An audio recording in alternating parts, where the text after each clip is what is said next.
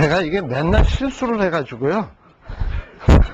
그래가지고 어떨 때는 화면이 안 찍혔다가 어떨 때는 말소리가 안 찍혔다가 뭐 그러더라고요. 그래서 이쪽 저쪽에서 찍어놓고 미싱되면 이렇게 해서 메이크업 해놔야지 해가지고.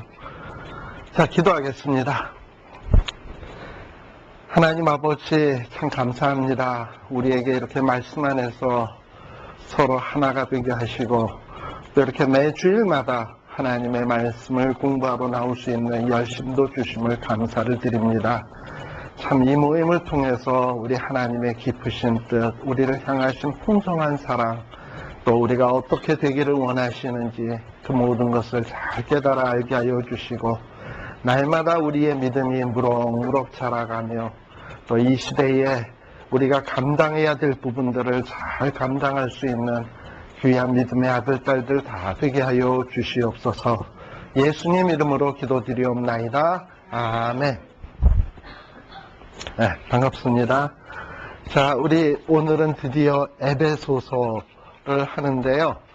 흔히 성경에서 보면은 특히 바울서신 가운데서 에베소, 빌립보, 골로새, 그 다음에 빌레몬, 이걸 뭐라 그럽니까? 옥중서신이다, 이렇게 얘기를 합니다. 그래서 이 바울의 13개의 서신이 있다고들 보통 이야기를 하는데, 이 13개의 서신 가운데서 우리가 한 6, 7개 정도는 이제 거의 이미 해나가고 있는 중에, 아직 데살로니가 전후서는 아직 안 했습니다만은 그냥 이렇게 뭐 책 순서대로 나가다 보니까 오늘 에베소서가 됐습니다만, 원래 데살로니가 전후서가 먼저 다루어졌어야 됩니다만, 그러다 보니까 야, 이거 옥중서신을 들어가게 되는구나 하고 생각을 하다 보니까 이 옥중서신에 대한 배경을 조금 말씀을 드려야 되겠다. 그래서 이 바울서신이 어떻게 기록이 되었는가 하는 것을 대충 좀 오늘 에베소서 들어가기에 앞서서 윤곽적으로 좀 설명을 한번 드릴게요. 그러기 위해서는 제가 과거에 나누어 드렸던 프린트에 보면은 사도행전 해가지고 사도행전의 주제표도 있고 뭐 바울의 생애표도 있고 뭐 그랬던 프린트가 하나 있던 걸로 알고 있어요. 1, 2, 3, 4로 그냥 페이지랑 전혀 관계없이 그냥 1, 2, 3, 4 해가지고 제가 한 페이지를 몇 개짜리 묶은 걸로 드렸냐 하면 꽤 많을 텐데, 지도까지 포함해가지고 한 7페이지짜리 드렸던 프린트가 있을 거예요. 사도행전 해가지고 찾으셨습니까? 네, 거기에 보면은 사도행전 주제표가 나와 있고 그 뒷면에 보면 바울의 생애표가 있거든요. 3페이지인가에 그 바울의 생애표를 좀 펴놔시고 한번 거기다 뭐 메모도 해놓으시려면 해놓으시고 그렇게 한번 보세요. 그래서 이 바울의 생애를 이렇게 더듬어 보면서 도대체 바울이 언제쯤 이 바울 서신들을 썼을까 하는 것을 좀 말씀을 드리려고 해요. 그 바울 생애표를 보다시피 바울이 언제 태어났는가 이렇게 했을 때는 예수님 탄생 무렵이다. 어떻게 보면 예수님의 나이와 거의 비슷한 것 같아요. 바울의 나이하고. 그래가지고 이 바울이 예수님 탄생 무렵에 출생을 해가지고 예수님은 한 33세까지 사셨으니까 그때 승천하셨잖아요. 승천하시고 오순절 성령 강림하시고 그리고 뭐 베드로를 중심으로 해서 예루살렘 교회가 막 부흥하기 시작하고 그리고 난 다음에 뭐 스데반 집사님도 성령에 충만해서 막 설교하는 일들이 생겨지게 되고 그리고 스데반 집사님을 돌로 치게 되고 뭐 이랬잖아요. 그리고 거기에서 바울 되기 전이니까 사울 때 거기에서 사울은 직성이 안 풀려서 예수 믿는 사람 잡아 죽이겠다고 대제사장에게 퍼미션을 받아가지고 저 다메섹까지 예수 믿는 사람들 잡아 죽이러 잡고 뭐 체포하러 그리고 출발을 원정을 떠나지 않습니까? 근데 바로 그렇게 원정을 떠났을 무렵에 다메섹 가는 도상에 예수님을 만나서 회심을 하게 되니까 바울의 회심은 한 AD 33년경이다 이렇게 생각을 하게 되는 거예요. 그래서 바울이 AD 33년 그러니까 33세 될 때까지는 사도 바울은 그리스도인이라고 볼 수가 없죠. 유대주의자였죠. 그리고 난 다음에 이 회심을 하고 난 다음서부터 1차 전도 여행을 떠나게 되는 때는 언제냐? 47년도서부터예요. 그러니까 33에서부터 47대면 꽤 오랜 세월이 걸리죠. 14년? 그쵸? 그러니까 아마 14년 동안은 아마 바울이 예수님을 만나고 사도로서 만들어지기 위한 다듬어지고 훈련받는, 그 중에는 뭐 아라비아 광야에도 갔을 것이고 눈이 나빠서 뭐 전혀 보지 못했던 시절도 있을 것이고, 그리고 깊은 기도를 하면서 예수님과 깊은 영적인 교제를 나누었던 시간도 있고 아마도 그랬을 거예요. 그리고 한 47년쯤 무렵에는 바나바가 이 사울을 찾으러 다소까지 가서 다소에서 사울을 데리고 와서 안디옥에 와서 1년 동안 부목사로 너 좀 일해, 부목사라 그럴까? 협동목사라 그랬을까? 뭐, 부목사로 자기보다 이렇게 뭐, 이렇게 낮은 건 아니니까 협동목사로 아마 1년 정도 같이 안디옥에서 열심히 목회를 했고, 안디옥 교회가 아주 크게 부흥하고 발전을 하게 되었습니다. 그러고 난 다음에 이 안디옥 교회 성령님께서 명령하시기를 바울과 바나바를 이방 선교를 위해서 따로 세우라 해가지고 본격적으로 바울과 바나바가 전도 여행을 떠나기 시작하는 게 AD 47년경. 그러니까 바울이 회심한 이후 한 14년이 지나서 이렇게 해서 1차 전도 여행을 떠나게 됩니다. 제가 여러분들 지도 나눠드렸죠? 코팅한 거 한번 보세요.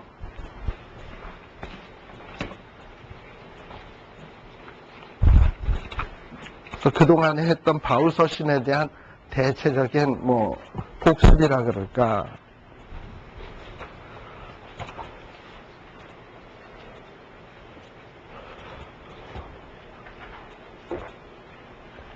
네. 그래서 1차 전도 여행을 떠나는데 여러분들이 그 지도에 보면은 그 코팅된 거에 보면 컬러풀한 거는 이제 색깔이 딱 나와 있으니까 구분이 딱 돼요.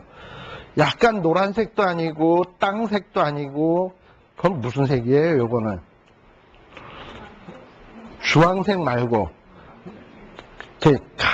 감색 같은 거, 예? 감색 같은 거 있죠? 거기에서 사도 바울이 1차 전도 여행을 안디옥에서 바울과 바나바를 따로 세우라 해가지고 안디옥이라는 데 찾으셨죠? 오른쪽에 가운데 약간 윗부분에. 그래서 안디옥이라는 데를 떠나서 실루기아에 와가지고 실루기아에서 배를 타고 쭉 아래로 내려갑니다. 내려가면은 구브로라고 하는 섬이 보여요. 지중해에 구브로의 살리마스라는 데서 내려가지고 거기에서 또 육로로 해서 바보 거기에 가가지고 전도를 하면서 뭐 거기서 서기오 바울이라든지 여러 사람들을 전도하는 일들이 생겨지게 되죠. 그래서 바보에서 또다시 배를 타고 약간 북서쪽으로 해가지고 올라가면은 밤빌리아라고 하는 데가 보입니다. 그래서 그 밤빌리아에서 약간 위로 올라가면 버가가 나오고요. 그 버가에서 또 위로 뚝 올라가다 보면 루스드라도 있고 좀 더 올라가면 또 안디옥이 또 하나 나오죠. 예. 그래서 그 안디옥을 보통 가리켜서 비시디아 안디옥이다라고 얘기를 하는 거예요. 근데 그 비시디아 안디옥이라고 돼 있는데 보면 붉은 글씨로 갈라디아라고 돼 있잖아요. 그래서 루스드라나 안디옥 이런 지역을 버가에서부터, 그리고 오른쪽에 보면 안디옥 오른쪽에 보면 이고니온이라고 있고 더베 있잖아요. 그까지 지역을 다 가리켜서 갈라디아 지역이라고 얘기를 해요. 우리 그래서 지난 시간에 갈라디아서를 했는데 갈라디아에 편지를 보냈다 하면 바로 이쪽 지역에다가 편지를 보낸 것입니다. 그래서 이쪽 지역을 더베까지 갔다가 다시 더베에서 거꾸로 해가지고 다시 아래쪽으로 내려와서 버가에서 아달리아에서 이번에는 구브로 위쪽으로 배를 타고 다시 돌아와서 안디옥으로 돌아오는 게 소위 1차 전도 여행 되겠습니다. 그러니까 1차 전도 여행의 화살표 지역은 굉장히 좁죠. 그리고 1차 전도 여행의 주된 포인트는 어디냐? 요 지중해, 구브로라고 하는 지역하고 지중해, 거의 지중해죠. 지중해와 아까 루스드라, 안디옥, 이고니온 했으니까는 주로 갈라디아 지역을 전도한 것이 1차 전도 여행 되겠습니다. 그 기간이 언제냐면 한 AD 47년에서 1차 전도 여행 시작해서 한 48년까지 한 1년여간 주로 복음을 전도했던 곳이에요. 그런데 바로 이 갈라디아 지역에 사도 바울이 복음을, 순수한 그리스도의 복음을 증거했는데 유대주의자들이, 유대주의 그리스도인들이 들어와서 야, 복음만 가지고서는 안 된다. 율법의 말씀도 지켜야 된다. 그래서 할례도 행해야 된다 해가지고 다시금 사도 바울이 갈라디아서를 쓰게 됐다 그랬잖아요. 근데 갈라디아서를 언제 썼는지는 확실치는 않아요. 그래서 바울서신 전문가들을 보면 바울서신 가운데서 제일 먼저 쓰여진 것이 갈라디아서다라고 주장하는 사람도 있고, 혹은 어떤 사람은 데살로니가 전후서가 먼저 쓰여졌다라고 얘기하는 사람도 있어요. 근데 그거는 사람마다 조금 다릅니다. 그러면은 2차 전도 여행은 또 어떻게 되느냐? 2차 전도 여행도 역시 갈라디아 지역을 중심으로 이루어지거든요. 2차 전도 여행은 여러분들이 보다시피 보라색 화살표가 바로 2차 전도 여행 되겠습니다. 그래서 2차 전도 여행은 역시 또 안디옥에서 출발할 거 아니에요? 그 파란 라인하고 보라색 라인이 위쪽으로 두 개가 나 있는데 우리는 이 보라색 라인을 따라가면 돼요. 그래서 안디옥에서 출발해서 북쪽으로 올라갔다가 자기 고향 다소 있는 지역을 들렸다가 거기에서 또 더베, 이고니온, 그 다음에 안디옥 갔으니까 역시 이때도 보면 2차 전도 여행도 갈라디아 지역을 지나간 거 아니에요? 그러니까 갈라디아 교회를 무시하지 않고 지나갔을 거예요. 그죠? 그래서 이 갈라디아 지역을 지나서 계속 소아시아 쪽에서 전도를 하려고 그러니까 하나님께서 그렇게 더 이상 이 소아시아 지역 말고 다른 쪽으로 가라고 얘기를 하는 거예요. 그래서 북쪽으로 올라가서 좀 소아시아 지역을 계속 전도해야 되겠다 했는데 그 북쪽으로 올라가면 갑자기 랩턴이 탁 되잖아요. 그 랩턴 되는 지역이 무시아라고 하는 지역입니다. 거기 지도에는 표시가 안 되어 있는데 무시아라고 하는 곳에서 랩턴 하라 그래가지고 드로아로 가게 되죠. 그래서 드로아로 가서 드로아에서 거기에서 뭘 보느냐 하면 마게도니아 사람의 환상을 보게 되고, 그리고서는 본격적으로 어느 지역을 가게 되냐 하면 보라색을 딱 보면 네아폴리, 그 다음에 거기에 보면 뭐 빌립보, 아볼로니아, 데살로니카, 베레아 이런 지역들이 있잖아요. 그런 지역들이 다 뭐냐 하면 바로 유럽, 마게도니아 지역이 되는 거예요. 그래서 2차 전도 여행의 중심지다 한다면 갈라디아 지역을 거쳐서 갔다가 유럽 지역이 주된 전도 지역이 됐을 겁니다. 근데 이 유럽 전도 지역에서 사도 바울이 특별히 공을 들인 곳이 있다면은 아마도 빌립보라든지 데살로니카 이런 지역에 대해서 굉장히 많이 공을 들였던 것 같고, 또 데살로니카에서 근데 얼마 목회를 못했지만은 또 베레아로 쫓겨가서 베레아에도 역시 공을 들였어요. 그리고 베레아에서 쭉 유대인들 때문에 쫓겨나가지고 쭉 아래로 도망 내려오게 되는데, 도망 내려와서 들린 곳이 어디냐면 아덴입니다. 그리고 아덴에서 극장, 그 아레오바고 극장 거기에서 그 사람들에게 복음을 증거할 때 아주 유식하게 했다가 별 재미를 못 봤어요. 그리고 난 다음에 어디로 갔냐 하면 고린도에 갔거든요. 그래서 고린도에서는 내가 복음만을 증거해야지 작심을 하고 고린도에서 열심히 복음을 증거하기 시작을 했습니다. 그래서 이 고린도에 머물렀던 기간이 거의 1년 6개월이에요. 그래서 2차 전도 여행 동안에 제일 오래 머물렀던 곳 한다면 역시 이 고린도 지역이 될 것입니다. 그래서 우리가 바울 서신 가운데서 아마도 이 고린도 지역에 오래 머물면서 썼던 이 바울 서신이 아마도 데살로니가 전후서와 그리고 갈라디아서가 아닐까 싶어요. 왜냐하면 고린도 교회에서 목회를 하면서 자기가 지나온 것이 갈라디아도 지나왔고 데살로니카도 지나왔는데 거기 있는 교회 사람들이 과연 신앙생활을 잘 할까 안 할까, 이게 사도 바울의 굉장한 관심사였거든요. 근데 그러던 가운데 갈라디아의 소식을 듣다 보니까 갈라디아에서 들려오는 소식은 뭐 그릇된 어떤 이 유대주의 그리스도인들이 들어와서 막 교회를 분열시킨다는 얘기가 나오니까 이들을 신앙을 바로잡기 위해서 갈라디아서를 썼을 것이고, 또 데살로니가에서 또 들려오는 소식을 들으니까 뭐 거기에서 잘못된 종말론 때문에 뭐 사람들이 곧 예수님이 재림한다 그래서 흥청망청 사는 사람, 어떤 사람은 그냥 살림 다 때려치고 기도만 하는 사람, 아무튼 뭐 여러 가지 이상한 형태들이 나타나니까 이들에게 편지를 써야 되겠다 생각하고 쓴 곳이 아마 고린도에서 1년 6개월 머물면서 데살로니가 전후서와 그 다음에 갈라디아서를 쓰지 않았을까. 그러니까 아마도 이 사도 바울이 제일 먼저 썼던 바울 서신 가운데 데살로니가 전후 갈라디아서는 이 고린도 지역에서 썼겠다. 1년 6개월 동안 있으면서 그렇게 생각하시면 될 것 같아요. 그 다음에 3차 전도 여행은 여러분들이 지도를 보시면 알겠지만 파란색 라인으로 되어 있는 것이 3차 전도 여행 되겠습니다. 자, 그래서 3차 전도 여행도 눈으로 한번 쓱 보시면 또 역시 안디옥에서 떠나잖아요. 또 역시 육로로에서 북쪽으로 올라가서 갈라디아 지역들을 다 한번 이렇게 거쳐갑니다. 그러니까 이 갈라디아 지역에는 굉장히 사도 바울이 관심을 많이 기울였던 것 같아요. 아마 거기 다소도 있고 이래서 그런지 몰라도 굉장히 관심을 많이 기울였던 것 같습니다.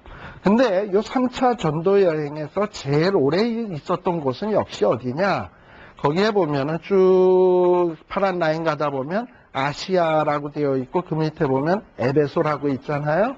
그 에베소의 3차 전도여행 기간 동안에는 에베소에 제일 많이 머물러 있었어요. 그래서 이 에베소에 있으면서 거의 2년간을 이 에베소에 머물면서 이 복음 전도 활동을 하고 했는데, 특히 이 에베소에서 있으면서 편지를 쓴 것은 우리들이 이미 공부했습니다만, 에베소에서 막 목회를 하고 있는데 저 고린도 지역에서 사람들이 찾아왔다 그랬잖아요. 자기가 섬겼던 1년 6개월 섬겼던 고린도에서 사람이 글로웨의 집에 있는 어떤 사람이 찾아와서 고린도 교회의 문제점들을 낱낱이 다 보고해주고 또 편지 질문서까지 들고 와가지고 그 다음에 이 고린도 교회에다 편지를 쓴 것이 뭐다? 고린도 전서다. 그래서 고린도 전서를 썼는데도 뭐 별 회개하는 것 같지를 않아. 그래서 또 뭐 전설로만 내려오는 눈물로 쓴 편지도 보냈다 그랬죠.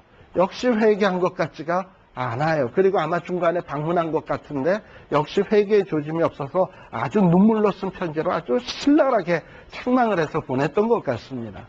그럼 그쯤 되면 어떤 회개의 소식이 오고 답장이 와야 되는데 답장이 아니 오니까 에베소에서 답답해가지고 그때 마침 에베소에서 쫓겨나게 되고 에베소에서 이 마게도니아 지역으로 북쪽으로 올라가게 되죠. 누구를 만나러? 편지를 가지러 갔던 디도를 만나러.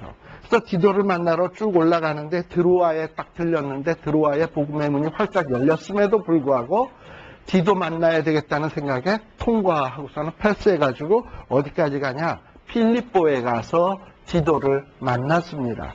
그리고 디도를 만나고서 이 고린도 교회의 문제가 다 해결이 됐다라는 소식을 듣고 이 고린도에 아마도 하나님께서 징계를 해서 병든 자, 약한 자, 심지어는 잠자는 자까지 생겨났던 것 같아요. 그러다 보니 얼마나 상심이 컸겠습니까? 그래서 그런 자들을 향해서 위로의 편지를 쓴 것이 뭐다? 고린도 후서다. 그렇게 해서 고린도 후서의 편지를 쓴 것이 아마도 요 빌립보 지역에서 아마 사도 바울이 고린도 후서의 편지를 썼던 것 같아요. 그리고 이 빌립보에서 디도를 만나고 이제 너무나도 기쁜 마음에 거기에서 빌립보에서 쭉 아래로 내려와서 다시금 어디까지 내려오게 되느냐 하면은 이제 고린도까지 내려오게 되는 거예요. 아마 디도를 만나서 저 일루리곤 지역까지도 복음을 전도했는지 제가 이미 말씀드렸죠. 복음을 전도했는지도 모르겠어요. 그리고서는 다시금 이 고린도까지 내려와서 고린도에서 이제 다시 본교회에 있는 안디옥 지역으로 돌아가야 되겠다 이렇게 생각을 하고 고린도까지 와서 배를 타려고 하다 보니까 겨울철이고 지중해가 평안치 않았기 때문에 3개월 동안 머물면서 고린도에서 아마 또 잠시 목회를 했겠죠. 이때는 이미 고린도 교회가 문제가 다 해결이 됐고 편안한 마음이니까 편안한 마음으로 이제 앞으로의 계획을 생각하면서 편지를 하나 썼는데 그 편지가 뭐다? 고린도에서 이제 앞으로의 계획을 생각하면서 쓴 편지. 바울의 계획은 이제는 스페인과 로마까지 가려는 게 꿈이잖아요. 그래서 쓴 편지가 바로 거기가 로마서가 되는 거예요. 고린도에서 3개월 동안 유하면서 평안한 마음으로 쓴 편지가 바로 이 로마서가 되게 되는 거예요. 자, 지금까지 한 것들이 보통 우리가 지금까지 했던 그 성경 말씀들이 될 거예요. 갈라디아서까지의 내용이고. 자, 그러고 난 다음에 사도 바울이 고린도에서 이제 배를 타고 올까 이렇게 생각을 하는데 고린도에서 방해하는 사람이 있어가지고 다시 마게도니아 지역으로 돌아가서 쭉 위로 올라가가지고 드로아까지 다시 와서 드로아에서 배를 타고 쭉 아래로 직선으로 쭉 해서 지중해를 쭉 화살표가 쭉 내려와 있잖아요. 그래가지고 거기에서 다시금 요 예루살렘 있는 데까지 내려오게 되는 게 예루살렘에 내려왔다가 다시 북쪽으로 올라가는 게 이게 예루살렘에 내려와서 예루살렘에서 이제 체포당하죠. 예, 체포당하는 게 이게 3차 전도 여행입니다. 근데 이 3차 전도 여행에서 좀 눈여겨볼 것은 드로아에서 이렇게 아래로 내려오다 보면 밀레도라고 하는 지역 있죠. 예, 밀레도에서 어디가 가까우냐 하면 에베소가 상당히 가까워요. 그래서 이 에베소에 있는 장로들을 자기가 굉장히 사랑했거든요. 2년 동안 지내면서. 그러면서 완전히 정이 들 대로 들었는데 사도 바울의 마음속에 내가 이제 예루살렘에 가게 되면 잡히게 될 거고 이제 다시는 에베소 사람을 못 보게 되는데 에베소 교회를 부탁하면서 마지막 유언을 남기고 가는 곳이 바로 이 밀레도예요. 그래서 에베소의 장로들이 오게 되는 겁니다. 그래서 이 에베소에서 밀레도에서 이제 쭉 해서 가이사라 뭐 이렇게 쭉 내려와서 예루살렘에 내려오게 되는데 그리고 이제 예루살렘에서 체포를 당하게 되죠. 예, 체포를 당해가지고 우리들이 이미 사도행전에서 공부했습니다만은 뭐 벨릭스라든지 베스도 총독 그 다음에 뭐 아그리빠 왕에게 뭐 출두하면서 뭐 이렇게 뭐 예루살렘에서 가이사라로 왔다 갔다 했던 거 기억나시죠? 특별히 가이사라 지역에서 이 벨릭스라고 하는 총독이 뭔가 바울을 이용하면 돈도 벌 수 있고 뭐 이러니까 2년 동안 막 구금을 해놓고 이러다 보니까 하나님께서 정치적 변화를 일으켜가지고 벨릭스 총독을 내쫓고 베스도 총독이 되게 되고 이러면서 있었던 기간이 거의 56년, 58년. 그러니까 예루살렘에서 체포된 다음에 근 1, 2년 동안을 예루살렘과 가이사라로 왔다 갔다 하면서 거의 반죄수의 생활을 하게 되었습니다.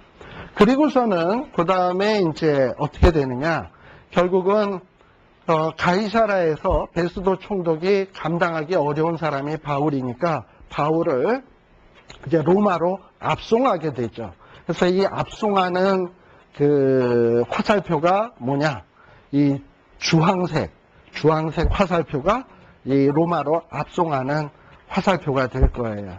그래서 거기 보면 가이사라에서 시돈으로 올라갔다가 시돈에서 쭉 북쪽으로 올라갔다가 아탈리아로 이랬는데 갔다가 아탈리아에서 몇 번 그 육지를 거쳐서 아래로 그레데 섬을 거쳐서 길게 바다를 항해하면서 뭐 시실리 해서 이탈리아 로마 쪽으로 그렇게 해서 사도 바울이 압송돼 가게 됩니다. 이때의 기간이 언제냐? 한 58년도, 59년도 뭐 한 이쯤 될 거예요. 로마로 압송돼 가는 기간이. 그리고선 로마에 도착한 때가 뭐 아마 AD 한 60년 정도 될래나? 뭐 그쯤에 이 로마에 이제 거기에서 죄수의 신분으로 살게 되는데 60년에서부터 62년 흔히 이거를 가리켜서 뭐라 그러냐면 1차 구금이라고 이야기를 합니다. 바울의 1차 감옥 생활. 근데 이때 감옥 생활은 50%는 자유인, 50%는 죄수. 뭐 이런 신분이에요. 왜냐? 사도 바울은 로마 시민권자였고 이미 베스도 총독이나 이렇게 보니까 뭐 그렇게 특별한 죄가 없었잖아요. 그러나 어쨌든 그 로마 황제가 재판을 해야 될 때까지는 구금을 할 수밖에 없었으니까. 그래서 자기가 만나고 싶은 사람은 얼마든지 만나면서 전도 활동을 할 수 있었습니다. 그러니까 비교적 사도 바울이 상당히 자유로웠던 시절이었을 거예요. 자유롭지만 또 그렇다고 마음대로 나다닐 수도 없는 그런 시절. 바로 그런 시절에 주로 썼던 편지들이 무엇이냐? 아마도 이 옥중서신, 아까 얘기했던 골로새, 에베소, 빌레몬, 또 골로새, 에베소, 빌레몬, 빌립보, 이렇게 이 네 개의 편지가 되게 될 거예요. 근데 이 편지를 쓰게 된 동기가 하나 있습니다. 이 바울이 이 감옥 생활, 준 감옥 생활이지만 이 감옥 생활을 하던 중에 누구를 만나느냐 하면은 이 똑같이 죄수 신분으로 온 양반이 하나 있는데 여러분들도 잘 아는 양반이에요. 오네시모라고 아시나요? 오네시모? 누구의 종이죠? 필레몬의 종이에요. 이 오네시모를 이 로마의 감옥에서 만나게 되는 거예요. 근데 이 오네시모가 누구냐 보니까는 빌레몬의 종이거든요. 근데 이 빌레몬은 어떤 사람이냐 하면은 우리 여러분들 지도에 보시게 되면 에베소, 아까 다시 한번 에베소로 갑시다. 아시아라고 되어 있는데 보면 약간 밑에 보면 에베소가 있고요. 있죠? 에베소에서 오른쪽으로 쭉 가면 까만 글씨로 뭐 있는 거 있죠? 골로새. 예. 바로 이 골로새 지역의 이 교회 지도자가 누구였냐 하면 빌레몬이에요.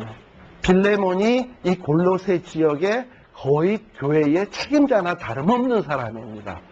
그런데 이 골로새 지역에 있는 빌레몬의 종이 로마에 왔단 말이죠. 그래서 딱 그 오네시모의 얘기를 들어보니까 오네시모가 잘못하긴 했어. 그러나 이 사도 바울이 곰곰이 생각을 해보니까 그래도 그리스도인이면 암만 잘못을 했어도 용서해 줘야지. 그리고 이 오네시모가 죄수의 신분으로 왔으니 내가 오네시모의 좀 도움을 받아야 되겠는데 그러려고 하니까는 이전 주인이었던 빌레몬의 좀 허락을 받아야 될 것 같아요. 그래서 내가 오네시모를 만났고 오네시모의 도움도 받아야 되겠고 그래서 여러 가지 하고 싶은 얘기들이 누구한테 하고 싶은 얘기가 있냐 하면은 빌레몬에게 얘기하고 싶은 얘기가 많은 거예요. 근데 빌레몬에게만 얘기하고 싶겠습니까? 빌레몬에게 편지 보내는 김에 골로새 교회교인들한테도 뭔가 써보낼 내용이 있을 거 아니야. 그쵸? 그러니까 골로새 편지도 쓰면서 또 그 다음에 또 뭐 또 써? 빌레몬서도 쓰면서 또 빌레몬서를 쓰면서 왼쪽에 보니까 골로새 옆에 왼쪽에 보니까 에베소도 있잖아. 아, 에베소도 생각이 나니까 에베소도 그 가는 편에 골로새랑 빌레몬에게 누가 편지 들고 갈 거 아닙니까? 그 가는 편에 에베소에다가도 누군가가 이 편지를 전해주면 좋겠다 해가지고 쓴 편지가 골로새, 빌레몬, 에베소. 그래서 이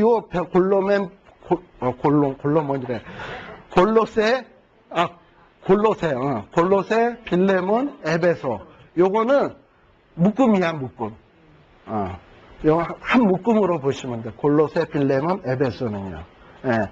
그리고 빌립보서는 아마 다른 시기에 썼을 거예요. 요 한꺼번에 보낼 때 하지 않냐고. 그래서 여러분들이 에베소서 6장 21절 한번 보세요. 에베소서 6장 21절에 보게 되면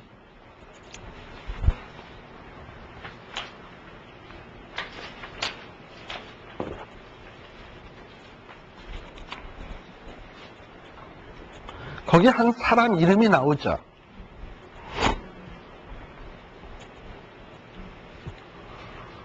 에베소서 6장 21절. 자, 다 같이요. 시작.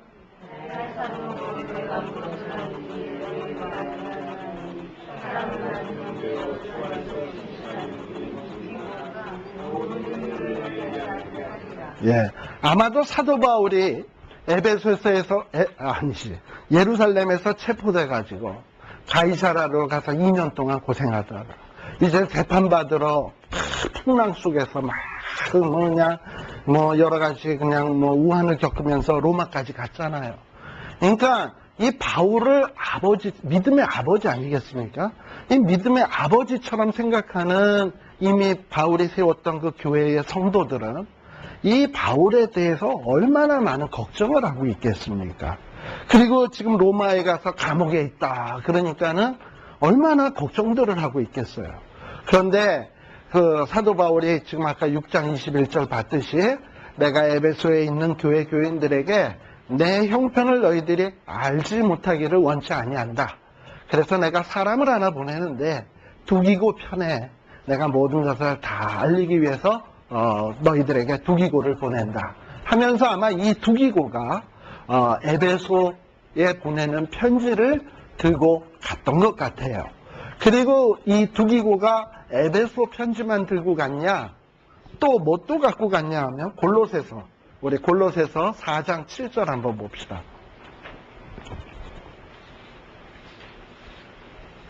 골로새서 4장 7절에서부터 9절에 보시게 되면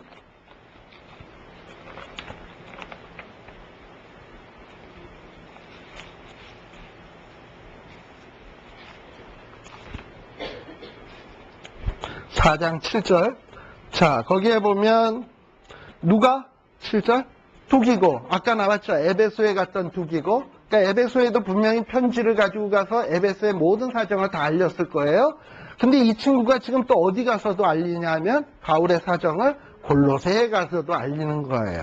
골로새에 가서 바울의 사정을 다 너희에게 알게 하리니 그는 사랑을 받는 형제요 신실한 일꾼이요 주 안에서 함께 된 종이라. 내가 저를 특별히 너희에게 보낸 것은 너희로 우리 사정을 알게 하고, 지금 요 말하고 있는 바울의 심정을 아시겠어요? 자기는 감옥에 있고 이쪽에 있는 사람들은 얼마나 걱정할까 해가지고 자기 사정을 지금 알리는 바울의 심정. 우리의 사정을 알게 하고 너희 마음을 뭐 한다? 위로, 걱정하니까 위로하게 하려 함이라 했어요. 그리고 또 9절에 보게 되면 누구를 보냈다? 신실하고 사랑을 받는 형제 오네시모. 골로새의 지도자가 누구라고요? 빌레몬. 빌레몬이니까 빌레몬하고 오네시모는 뭐 계산해야 될 게 있잖아. 에? 그리고 오네시모도 안 가려고 내가 이 빌레몬에 가서 무슨 할 말이 있겠어 안 가겠습니다 이때 너 그리스도인은 그러면 안 돼. 가서 해결할 건 해결해야 돼. 해가지고 가서 보낸 거죠. 그래서 오네시모도 함께 보내서 그는 너희에게서 온 사람, 특히 너희 누구? 빌레몬의 집에서 도망쳐 온 사람이죠. 온 사람이라 저희가 여긴 일을 다 너희에게 알게 하리라 하면서 이 누구야? 오네시모도 골로새에 보내서 이 빌레몬하고 해결하게 하고, 근데 그 해결을 하려니까 뭘 들고 가야 돼? 빌레몬서를 들고 가야지. 빌레몬에게 그걸 보여줘야 오네시모가 용서를 받을 거 아닙니까? 그러니까 여러분들이 바울의 옥중서신 가운데서 골로새, 빌레몬, 또 뭐 에베소, 이건 한 묶음이로구나, 한 동네에 보낸 편지구나, 이렇게 생각을 하시면 아마도 이 편지가, 이 바울의 옥중서신 3개의 편지가 아마 여러분들 머릿속에 싹 들어오실 것 같아요. 그리고 난 다음에 또 이 바울의 얼마 지난 후에 또다시 아마 1차 구금 시에 바울이 또 옥중서신의 편지를 하나 쓰는데 그 편지가 아마도 빌립보서일 거예요. 예, 그래서 바울의 옥중서신 4개 가운데서 이 4개가 바로 1차 구금 시에 이 바울이 아마 썼던 편지가 될 것입니다. 그러다가 아까 우리 바울의 생애 보시면 알겠습니다만 바로 이 기간이 언제냐면 60년에서부터 62년까지의 기간이거든요. 근데 62년에 아마도 바울이 아마 이 로마 황제에게 야, 뭐 그 바울 죄도 없는데 그거 갖고 뭐 이렇게 감옥에다 붙어두고 있냐, 내보내, 아마 이랬던 것 같아요. 그래서 바울이 62년도 AD 62년경에 잠시 추록을 하게 됩니다.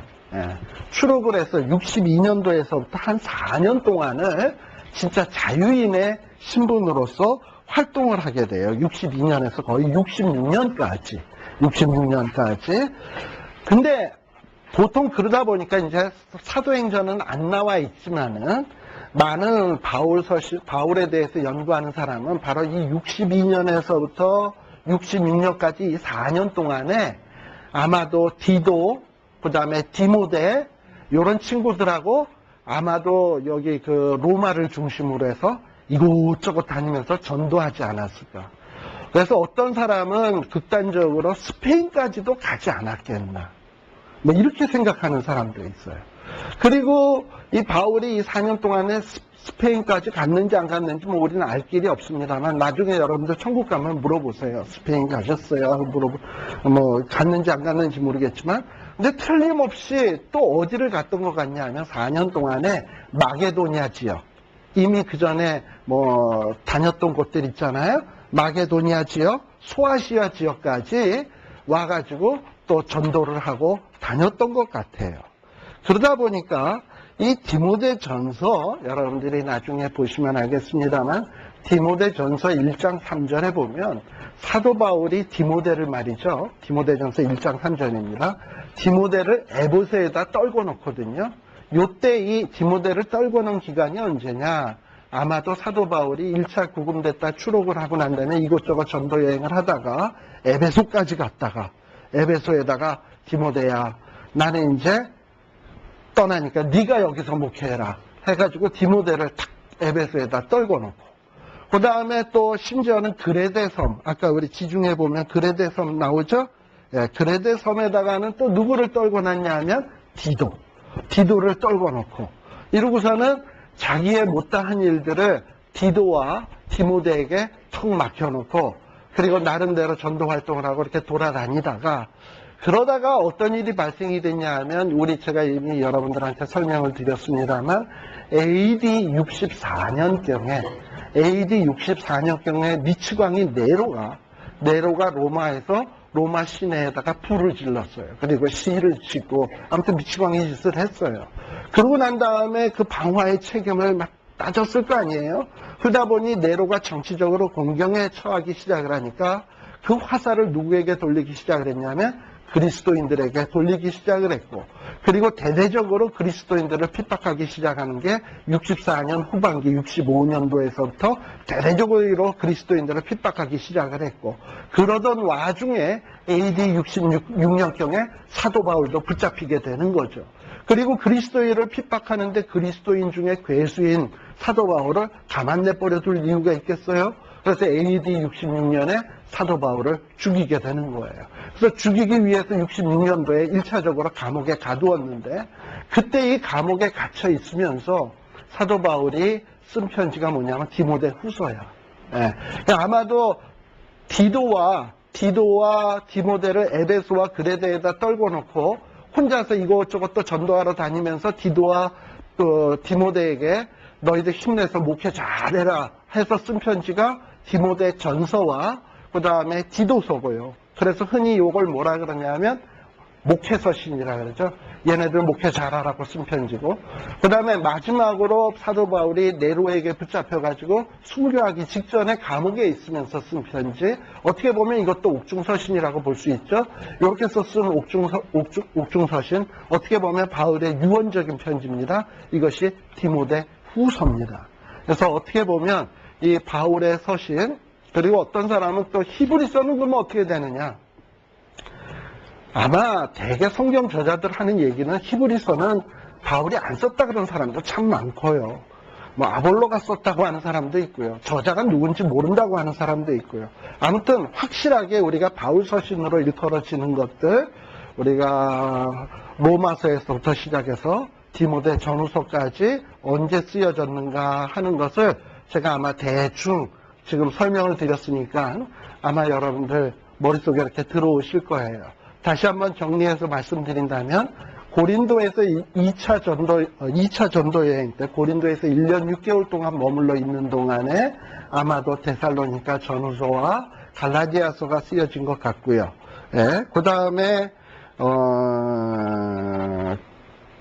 갈라디아와 데살로니가 전후서가 쓰여진 것 같고 그 다음엔 또 어디냐 하면은 그 다음에는 에베소에서 목회를 하던 가운데 고린도 교회 소식을 듣고 고린도 전서를 썼던 것 같고 그리고 고린도 교회 사람들이 회심하지 않고 답장도 오지 않으니까 답답해서 빌립보 지역에 가서 고린도 문제가 해결이 됐다는 걸 가지고 썼던 편지가 고린도 후서고 그리고 기쁜 마음으로 고린도에 내려와서 고린도 사람들하고 머물러 있으면서 편안한 마음으로 쓴 것이 로마서고, 예. 그리고 로마서를 쓰고 난 다음에 예. 그 다음에는 이제 예루살렘에 와서 체포당하죠. 체포당해서 로마까지 가게 되고, 로마에 가서 1차 50% 죄인 신분, 50% 자유인 신분으로 있으면서 세 가지 묶음으로 쓴 책이 에베소, 빌레몬, 콜로새서를 썼고, 그리고서는 이제 감옥에서 죄 없다 생각을 해서 한 4년 동안 풀려남을 당하는데, 그때 소위 4차 전도 여행이 된 것, 사도행전은 안 나오지만 그 여행을 다니면서 디모데와 디도를 하나는 에베소에, 하나는 그레데 섬에 떨고 놔두고, 그래도 좀 마음이 불안하니까 물가에 내놓은 애들 같잖아요. 걔네들한테 목회 잘해라 격려하기 위해서 쓴 편지가 디모데 전서, 디도서. 그리고서는 바울이 네로에게 붙잡혀가지고 감옥에 갇혀서 마지막 유언으로 쓴 편지가 디모데 후서.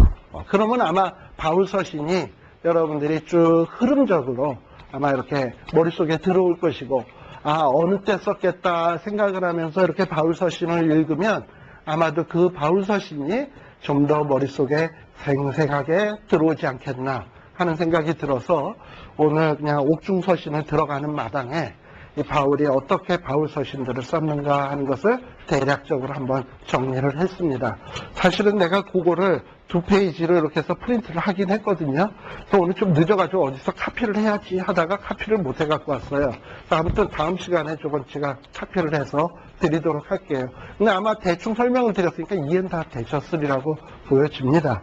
자, 그러면 이제 길게 에베소서 서론으로 길게 뭐 옥중서신 서론한다고 벌써 거의 1시간이 다 지나버렸는데, 뭐 에베소서 서론으로 이제 우리 들어가도록 하십시다. 에베소서가 몇 페이지죠?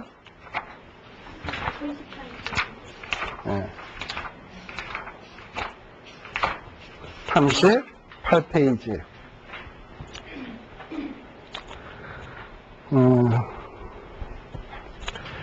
이 지도를 보시면 알겠습니다만은, 이 바울이 전도했던 지역은 크게 보면은 둘로 나눠져요. 여러분들 보시다시피 흑해라고 되어 있는 데에서부터 밑에 미들레네에 있는 데까지 사선으로 쭉 자른다 그런다면, 한쪽은 유럽, 한쪽은 아시아, 이렇게 돼요. 그래서 이 바울의 전도의 이 포인트는 유럽과 아시아 쪽을 공략을 했다고 보면 되는데, 유럽 지역의 전초기지는 어디냐? 어떻게 보면 유럽에 있어서 최고 번성한 도시는 역시 아테네 아니겠습니까? 그러나 아테네에서 별 재미를 못 봤거든. 그래서 이 전초기지를 사도 바울은 어디로 정했냐면 고린도로 정했고, 그 다음에 아시아 지역에서는 이 사도 바울이 복음을 전도하는 전초기지가 바로 에베소예요. 그런데요, 이 사도 바울의 이 복음 전도를 할 때 이 유럽 지역은 주로 그리스도인들이 순수한 이방인들이 많아. 순수한 이방인들이 주종을 이루고 있고, 그리고 이 아시아 지역은 아무래도 예루살렘 쪽하고 가까워서 그런지 이 예루살렘의 영향력을 굉장히들 많이 받고 있었어요. 우리 이미 이야기했습니다만 갈라디아도 역시 아시아 지역 아니겠습니까? 그러다 보니 이 갈라디아 사람들도 이 예루살렘 유대주의자들의 영향을 많이 받아가지고 복음만 가지고 어떻게 구원을 얻냐, 하나님의 말씀을 행해야지, 그렇듯 하잖아요. 그래서 율법을 행해야지 구원 얻는다라고 하는 이런 이야기에 굉장히 영향을 많이 받았어요. 근데 이 영향을 많이 받은 것이 또 누구냐 하면 역시 에베소도 마찬가지인 거예요. 그래서 이 사도 바울이 복음 전도했던 특히 아시아 지역의 가장 큰 골칫거리는 뭐였냐면 바로 이 이방인들과 이 유대주의 그리스도인들 간에 어떻게 이 화합을 해낼 것인가, 이 문제를 이렇게 서로 갈등을 빚는 것을 어떻게 해결할 것인가 하는 것이 이게 굉장히 숙제거리였습니다. 그래서 이 에베소서를 쓰게 된 것도 갈라디아서와 비슷하게 어떤 이 유대주의의 영향을 받은 이 그리스도인들과의 문제를 해결하기 위해서 쓴 편지가 에베소서 되는 거예요. 그래서 여러분들 38페이지에 보게 되면 첫 줄에도 제가 써놓지 않았습니까? 이방교회, 특별히 초대교회 가운데서 바울이 전도했던 소아시아 지역에 이 바울이 세웠던 개척교회, 초대교회의 가장 큰 문제가 뭐냐? 바로 이방인들의 교회와 유대인들의 교회의 문제였습니다. 유대주의자들은 끊임없이 이방인들에게 할례나 율법을 강요를 했고, 그것을 순종하지 않을 때는 무할례자다, 그리스도인도 아니다, 이단이다 하면서 막 멀리하고 멸시하고 이랬어요. 그러다 보니 이런 멸시받는 이방인들은 또 역시 어떻게 하면 저들에게 사랑받을까 해서 이상한 짓거리도 하게 되고, 그런 모습을 보는 사도 바울은 안타까움을 금할 수가 없었습니다. 그런 면에서 그런 안타까움을 가지고 펜을 들어서 쓴 편지가 뭐다? 에베소서다. 그래서 에베소서는 임신을 못해서 애를 베야 될 사람들이 읽어야 될 책이 아니라 에베소서는 바로 이 유대주의자들과 그 다음에 그리스도인들 간의 이방인 그리스도인 가운데 이 문제를 해결하기 위해서 쓴 편지입니다. 그래서 에베소서에서 가장 강조하고 있는 것은 뭐냐면 하나 되는 것.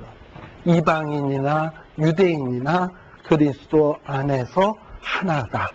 이것을 강조하는 것이 이 에베소서예요. 그래서 그리스도 안에서는 이방인도 없고 유대인도 없고 오직 하나의 교회만이 있다는 것.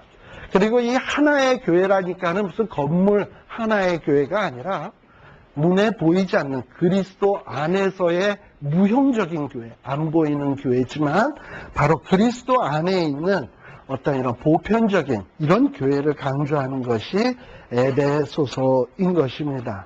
그래서 이 사도 바울이 이렇게 교회를 하나 되게 하기 위해서 애를 많이 썼어요. 우리들이 이미 공부했습니다만 사도 바울이 이방인 교회에서 헌금을 모은 것도 물론 단순히 흉년이 들어서 예루살렘 사람들에게 뭔가 가난함, 어려움에 환난에 도움을 주기 위한 목적도 있지만 그 더 중요한 목적은 뭐냐면 이렇게 이방인들이 너희를 사랑한다. 그러니 너희도 사랑해라. 그래서 사랑으로 서로 교회를 하나로 만들고자 하는데 이 헌금을 모금한 데도 목적이 있어요. 예. 그래서 뭔가 이렇게 그리스도 안에서 이렇게 하나 되게 하려고 애를 썼던 것을 볼 수 있습니다. 그래서 에베소서의 내용은요, 크게 세 구분으로 해서 볼 수 있습니다. 여러분들 지금 38페이지, 39페이지 보면 1번 해가지고 1장과 2장은 바로 그리스도 안에서는 유대인이나 이방인이나 하나다 라는 것을 강조하려고 하는 것이 1, 2장의 내용이고, 그 다음에 39페이지에 보게 되면 3장 1절에서부터 4장 16절까지는 그러면 어떻게 유대인 그리스도인과 이방인 그리스도인들이 하나가 될 수 있나? 어떻게 해야 하나가 될 수 있나? 그래서 그 하나 될 수 있는 방법을 가르쳐주는 부분이 3장에서부터 4장 16절까지고요.